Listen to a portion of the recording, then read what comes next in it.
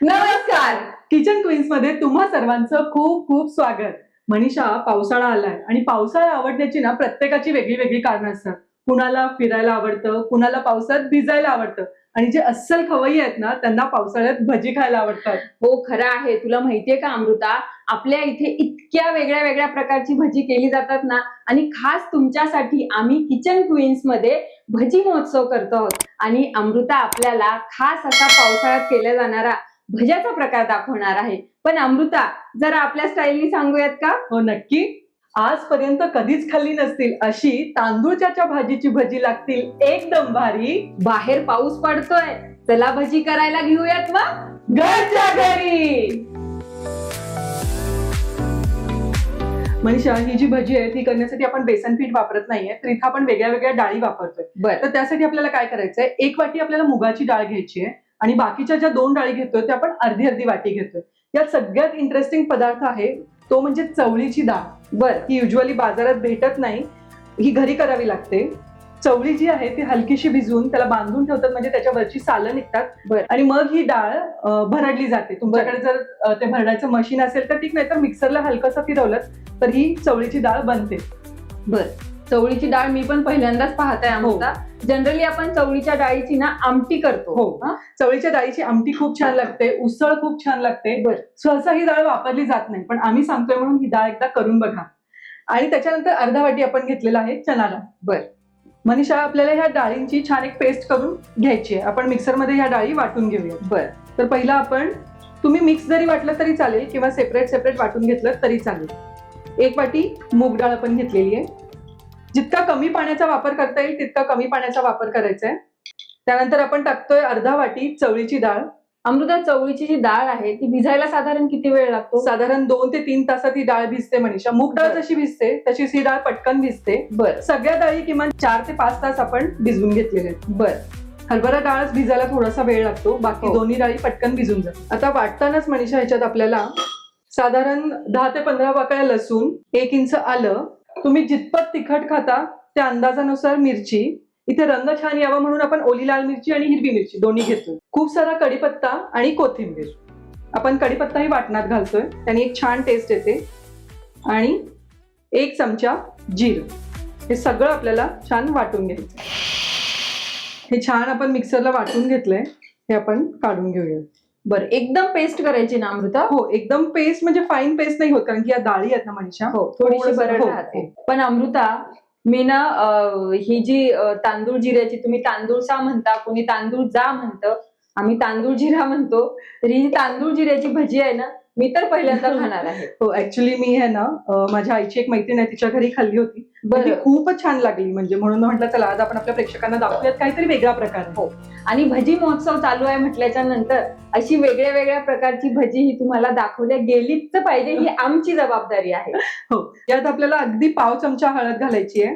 आणि हे थोडस आपण वाटताना पाणी अगदी कमी घातलंय, पण थोडंसं पाणी डाळीला सुटतं. तर त्या अंदाजाने 1-2 मोठे चमचे आपल्याला ह्याच्यात तांदळाचं पीठ घालायचं. बर. यात अंदाजे मीठ आणि सगळ्यात शेवटी ही तांदूळची भाजी. अमृता, तुला माहितीये का, आम्ही तांदूळ जिरा म्हणतो, कोणी तांदूळ सा म्हणतं, कोणी तांदूळ जा म्हणतं. ही युजली भाजी ना मनीषा कोणीच खात नाही. मुलं तर अगदी नाक मुरडतात ही भाजी खायला. बरोबर. त्यामुळे हा एक चांगला ऑप्शन मला वाटला, की बाबा चला भज्यातून ओळखून येत नाहीये की कशाची भजी आहे. हो, मी हे हातानेच मिक्स करून घेते. बर. तू जर पुण्याच्या साईडला आलीस ना मनीषा, तर ह्याला चवळीची भाजी म्हणतात. बरं. आणि आपण आपल्या चॅनल वरती भजी महोत्सव करतो आहोत अमृता, आणि वेगवेगळ्या प्रकारची भजी आपण इथे दाखवणार आहोत. अजून कुठल्या प्रकारची भजी तुम्हाला खायची आहेत ना, आम्हाला जरा कमेंट मध्ये सांगा. आणि चॅनल नवीन आहे, रेसिपी पण नवीन आहे, पण त्या तुमच्यापर्यंत पोहोचल्या पाहिजेत की नाही, म्हणून चॅनलला सबस्क्राईब करायला विसरू नका. बघा, अमृताचं तोपर्यंत झालेला आहे. हो, आता आपलं पीठ भिजून झालेलं आहे. याच्यामध्ये आपल्याला 1 चमचा कडकडीत गरम तेल घालायचं आहे, म्हणजे आपली भजी जी आहेत खुसखुशीत होतात. बरं. घालतेस मनीषा? तेल आपलं तापलेलं आहे. या पिठात आपल्याला आता 1 चमचा कडकडीत तेल घालायचंय. हो, आणि तुम्हाला माहितीये का, असं कडकडीत म्हणजे चुरचूर आवाज आला पाहिजे असं तेलाचं मोहन घातलं ना, की तुम्हाला सोडा घालायची गरज नाही.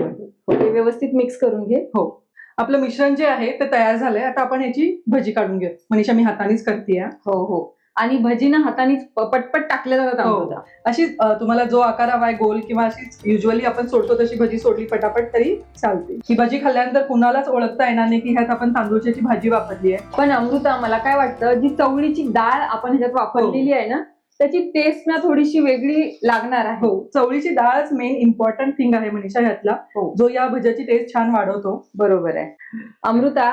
तांदूळाच्या भाजीनी ना बघ रंगही कसा हे बघ छान आलाय. ही भजी आहे ना अगदी वरून अशी कुरकुरीत आणि आतून एकदम सॉफ्ट अशी बनतात. बरं, आता खाऊन सांगते तुला कशी झाली ते. की थोडीशी अजून होवी द्यावी लागतील ना, थोडी ब्राऊन करायची आपल्याला ती. बरं अमृता, बघ रंग असा छान आलाय, क्रिस्पी झालीये. असा थोडासा ब्राउनिश कलर आला ना ही भजी काढून घ्यायची. मला काढू? हो मनीषा, मला माहिती आहे तेवढ्यात तर काय तुझं भागणार नाही. अजिबात नाही. आपण अजून एक पाया काढून घेऊयात. मग मनीषा छान कलर बदललाय आपल्या भाज्यांचा. इतकी हलकी फुलकी आणि कुरकुरीत होतात ना ही भजी. आपण इकडे चवळीची डाळ वापरली आहे. तुमच्याकडे जर चवळीची डाळ नसेल अवेलेबल तर तुम्ही मसुराची डाळ पण वापरू शकता. हो, चवळीची डाळ जनरली ना सगळ्यांकडे उपलब्ध नसते. आपण काढून घेऊयात. खूप सोपी आहे बनवायला. आपण येत्या भागांमध्ये आपल्या प्रेक्षकांना दाखवू की कशी बनवायची आहे चवळीची डाळ. गरमागरम भजी आणि त्यासोबत तळलेली मिरची. आ हा हा हा, एकदम भन्नाट कॉम्बिनेशन.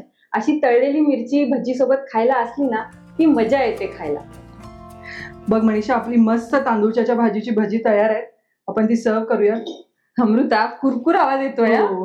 भजी एकदम कुरकुरीत झाली, अतिशय. म्हणजे बघ, तो आपण कुठेही ह्याच्यात सोडा घातलेला नाहीये. हो, आणि हलकी फुलकी कधी तेल न पिणारी अशी भजी बनतात ही. हो, आणि ह्याच्या बरोबर मस्त तळलेली मिरची. एखाद्या पदार्थाचं कसं असतं ना मनीषा, आपण तो खाल्ला एखाद्या ठिकाणी, आपल्याला आवडला की लगेच येऊन आपण घरी बनवतो आणि अशीच त्या पदार्थाची देवाणघेवाण सुरू होते. आणि त्यामुळेच काय होतं, आपली जी खाद्य संस्कृती आहे ना ती समृद्ध होते. म्हणून तुम्हाला असे छान छान पदार्थ आम्ही तुम्हाला दाखवत राहू.